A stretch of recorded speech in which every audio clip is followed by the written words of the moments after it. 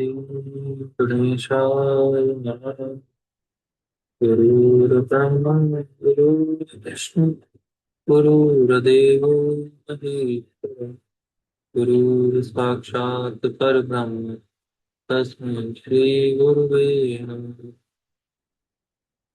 त्वमेव माता च पिता त्वमेव त्वमेव बन्धुः च सखा त्वमेव त्वमेव विद्या द्रविणं त्वमेव त्वमेव सर्वं मम देव देव। यहाँ से नया अध्याय प्रारंभ होता है। इस अध्याय में रुद्राक्ष की उत्पत्ति और महिमा तथा आंवले के फल की महिमा में प्रेतों की कथा और तुलसी दल का महात्म्य बताया गया है। ब्राह्मणों ने पूछा, द्विजश्रेष्ठ, इस मृत्यु लोक में कौन ऐसा मनुष्य है जो पुण्य आत्माओं में श्रेष्ठ, परम पवित्र, सबके लिए सुलभ, मनुष्यों के द्वारा पूजन करने योग्य तथा मुनियों और तपस्वियों का भी आदर पात्र हो। श्री व्यास जी बोले, विप्रगण, रुद्राक्ष की माला धारण करने वाला पुरुष सब प्राणियों में श्रेष्ठ है। उसके दर्शन मात्र से लोगों की पाप राशि विलीन हो जाती है।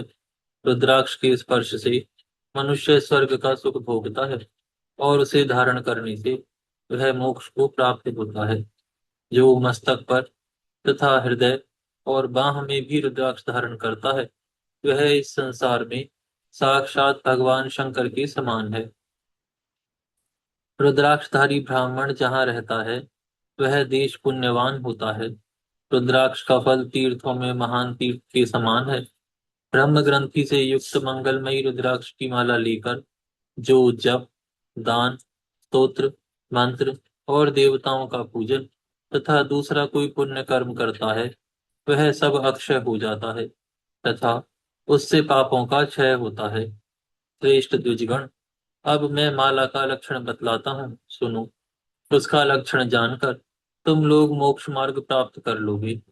जिस रुद्राक्ष में योनि का चिन्ह ना हो, जिसमें कीड़ों ने छेद कर दिया हो, जिसका लिंग चिन्ह मिट गया हो तथा जिसमें दो बीज एक साथ सटे हुए हों, ऐसे रुद्राक्ष के दाने को माला में नहीं लेना चाहिए।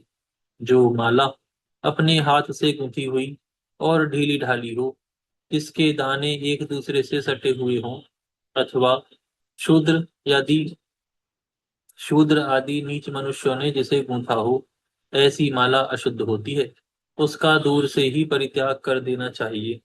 जो सर्प के समान आकार वाली, यानी एक ओर से बड़ी और क्रमशः छोटी, नक्षत्रों की सी शोभा धारण करने वाली, सुमेरु से युक्त तथा सटी हुई ग्रंथि के कारण शुद्ध है, वही माला उत्तम मानी गई है।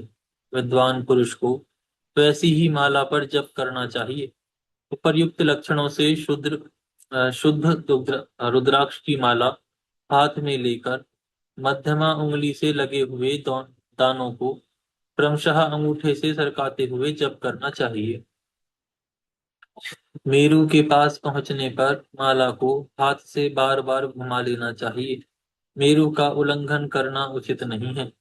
वैदिक, पौराणिक तथा आगमक जितने भी मंत्र हैं, सब रुद्राक्ष माला पर जप करने से अभिष्ट फल के उत्पादक और मोक्षदायक होते हैं। जो रुद्राक्ष माला से जुते हुए जल को मस्तक पर धारण कर सॉरी माफ करना जो रुद्राक्ष माला से चूते हुए जल को मस्तक पर धारण करता है वह सब पापों से शुद्ध होकर अक्षय पुण्य का भागी होता है। रुद्राक्ष माला का एक एक बीज एक एक देवता के समान है। जो मनुष्य अपने शरीर में रुद्राक्ष धारण करता है वह देवताओं में श्रेष्ठ होता है। ब्राह्मणों ने पूछा, गुरुदेव, रुद्राक्ष की उत्पत्ति कहाँ से हुई है तथा वह कितना पवित्र कैसे हुआ? श्री व्यास जी बोले, ब्राह्मणों, पहले किसी सत्य युग में एक त्रिपुर नाम का दानव रहता था। वह देवताओं का वध करके अपने अंत वृक्षचारी नगर में छिप जाता था। ब्रह्मा जी के वरदान से प्रबल होकर वह संपूर्ण लोकों के विनाश की चेष्टा कर रहा था। एक समय देवताओं के निवेदन करने पर भगवान शंकर ने यह भयंकर समाचार सुना। सुनते ही उन्होंने अपने आजगव नामक धनुष पर विकराल बाण चढ़ाया और उस दानव को दिव्य दृष्टि से देखकर मार डाला।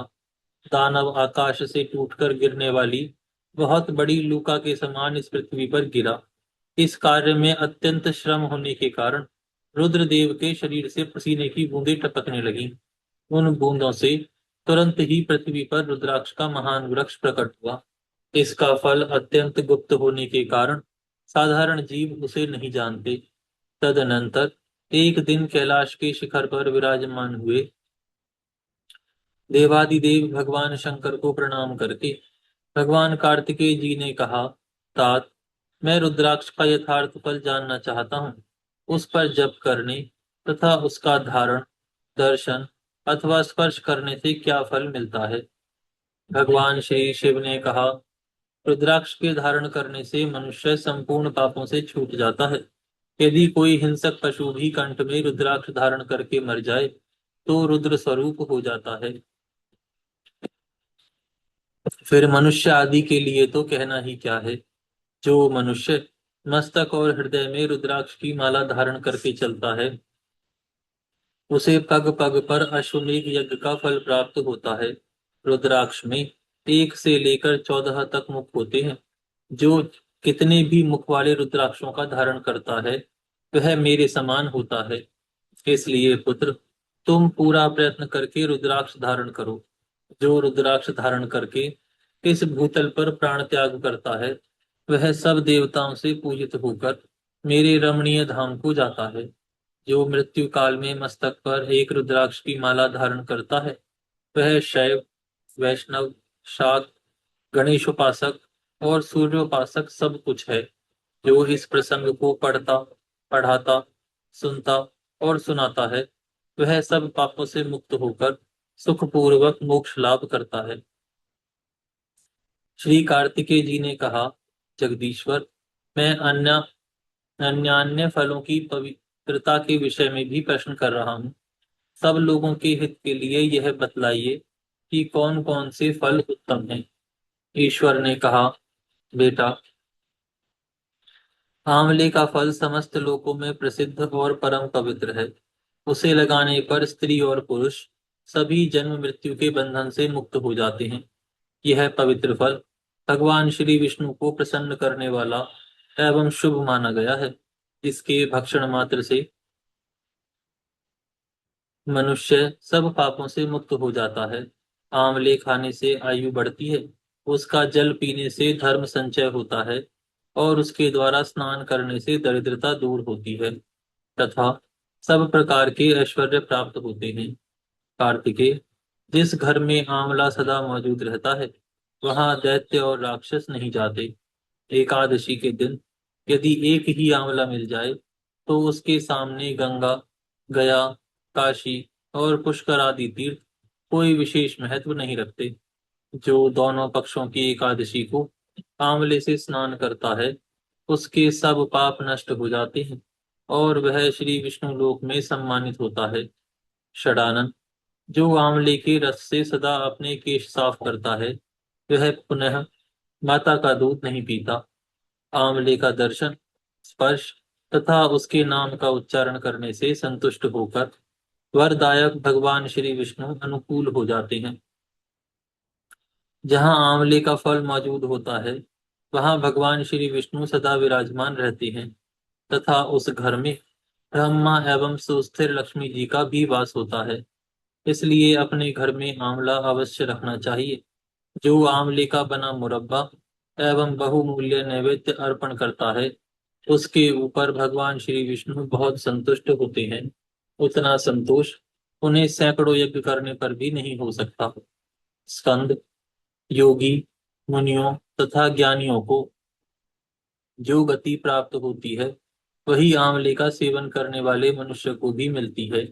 तीर्थों में वास एवं तीर्थ यात्रा करने से तथा नाना प्रकार के व्रतों से मनुष्य को जो गति प्राप्त होती है वही आंवले के फल का सेवन करने से भी मिल जाती है। तात, प्रत्येक रविवार तथा विशेषतः सप्तमी तिथि को आंवले का फल दूर से ही त्याग देना चाहिए।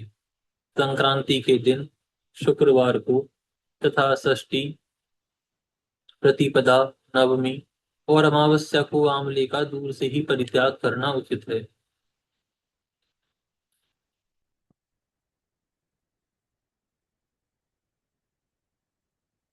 जिस मृतक के मुंह, मुख, नाक, कान अथवा बालों में